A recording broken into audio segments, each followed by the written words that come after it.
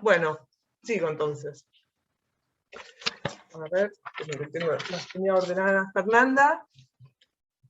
Sí, aquí estoy. Buenas tardes a todos. Fernanda, ahora te veo. Fernanda Bravo Herrera es del CONICET y del Instituto de Literatura Argentina Ricardo Rojas de la Universidad de Buenos Aires. Su trabajo se llama Modalidades de la risa en los amores de Giacomina, configuraciones de la inmigración y de la subjetividad femenina. Bueno, buenas tardes a todos. Tengo el texto escrito, espero haber calculado bien el tiempo. En esta breve exposición presentaré algunas reflexiones alrededor de las diferentes modalidades de lo cómico que se inscriben en Los Amores de Giacomina, publicado en el periódico El Liberal en 1886, en forma anónima y atribuido al escritor y periodista Ramón Romero, y luego teatralizado por Agustín Fontanella en un sainete de 1906. Este texto se inscribe en el género folletinesco que Vicente Rossi, en su estudio Teatro Nacional Rioplatense, Contribución a su análisis y a su historia, publicado en 1910, llama literatura giacomina, diferenciándola de la llamada literatura cocoliche de base napolitana, a la que la giacomina se habría anticipado en 3 años.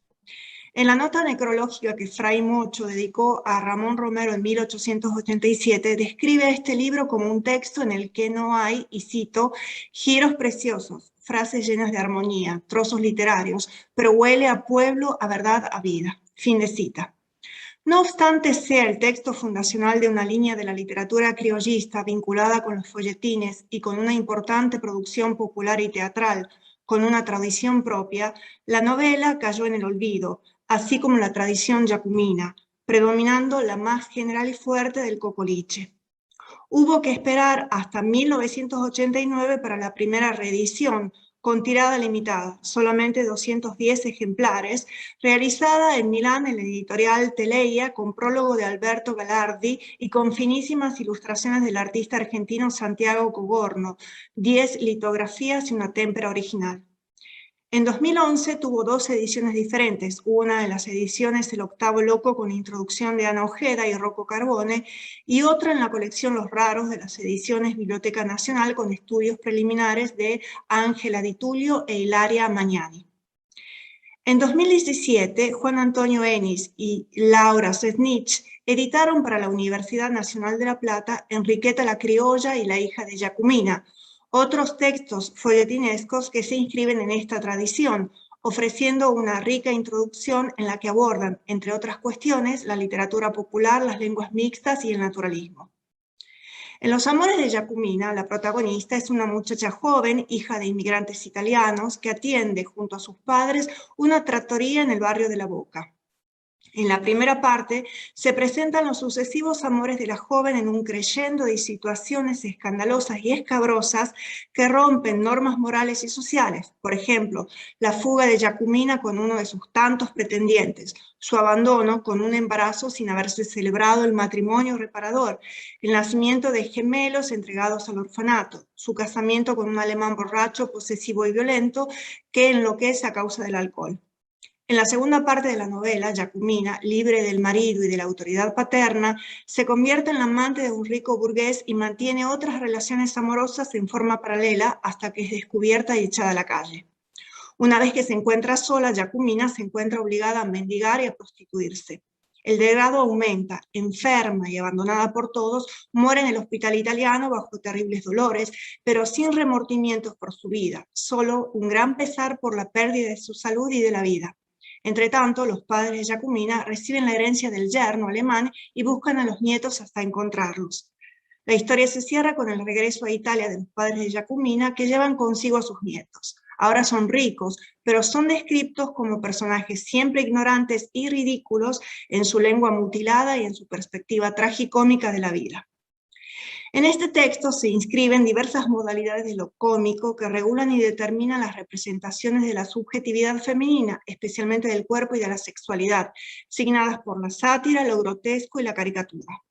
Es a partir de la reconstrucción de dichas representaciones y perspectivas, desde un abordaje que retoma las teorías del grotesco y de la carnavalización propuestas por Mikhail Bakhtin en relación con la comicidad de la picaresca, que se identifican las formas de violencia social y sexual que definieron durante el proceso de la inmigración en Argentina espacios y sujetos marginales vinculados con ese fenómeno, entre ellos el arrabal y la mujer inmigrante.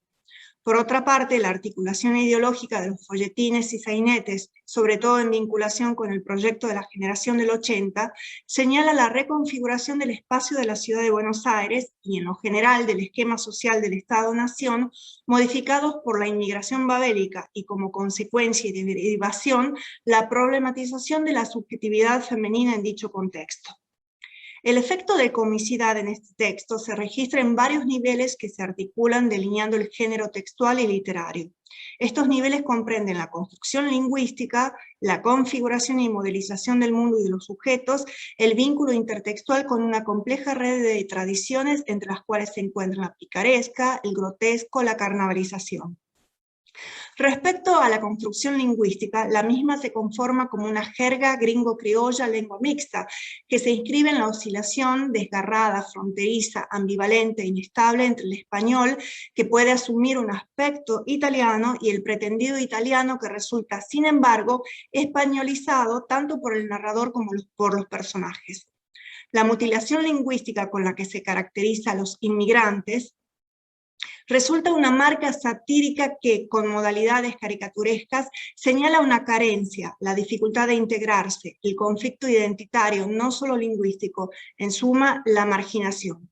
Esta forma de contaminación es definida por Vicente Rossi como patois criollo genovés y constituye el primer ensayo de escritura literaria o estilización de una interlengua, fenómeno descrito por Edmondo de Amicis en su novela Relato de viaje sull'Oceano de 1889 como la manifestación de una, y cito, una horrible jerga. El lenguaje, a su vez, contribuye a la construcción de imágenes que responden a ese espacio complejo de hibridaciones y oscilaciones, en el que las degradaciones y las marcas escatológicas vinculadas con el cuerpo y la sexualidad representan aspectos de la cultura popular evaluados en forma negativa desde lo cómico. A esta configuración del mundo confluyen los episodios cómicos protagonizados por Giacomina, presentados desde un realismo y sin prejuicios que remiten a costumbres y características de sectores populares y marginados de la sociedad argentina, en los cuales la inmigración italiana asumía un significativo protagonismo e incidencia. Estos episodios, presentados desde diferentes gradaciones de la comicidad, señalan tipificaciones y estereotipos que declinan la alteridad de los inmigrantes italianos desde un rechazo hacia los mismos. Si se considera solamente al personaje de Giacomina en sus rasgos y caracterizaciones, se construye un sujeto cultural en el que se concentra en forma negativa y cómica la representación de lo femenino, desde marcas que se inscriben en lo carnavalesco y en la tradición picaresca, tal como esta última ha sido descrita por José Antonio Maraval en la literatura picaresca desde la historia social y por Francisco Rico en la novela picaresca y el punto de vista. Por ello es importante atender en el abordaje de este texto la tradición de la picaresca, tal como la proponen Klaus Meyer-Minnemann y Sabine Schilligers en la novela picaresca. Es decir, considerar el concepto de género picaresco tal como lo enuncia inclusive también Género Talens en novela picaresca y práctica de la transgresión, es decir, tal como lo conciben varios críticos desde el ámbito de la literatura comparada. En la visión final del texto, sin embargo, aun cuando se recoge la tradición carnavalesca en el tratamiento del principio corporal y de los espacios urbanos, se impone el principio moralizante de la picaresca en el trágico destino de Giacomina, quien no asume sus culpas y no reniega su accionar. Persiste hasta su muerte el estigma prostibulario de marginalidad, cuyo espacio actúa como un cronotopo, complejo y contradictorio en el que lo sacro, vinculado con el momento de clausura de la vida, y lo profano, es decir, lo sexual, se conectan y se distancian a la vez. Esta visión negativa de la mujer inmigrante, en última instancia, está denunciando el fracaso del proyecto inmigratorio y censurando el aporte inmigratorio de la construcción del Estado-Nación. Ya estoy cerrando. Perfecto.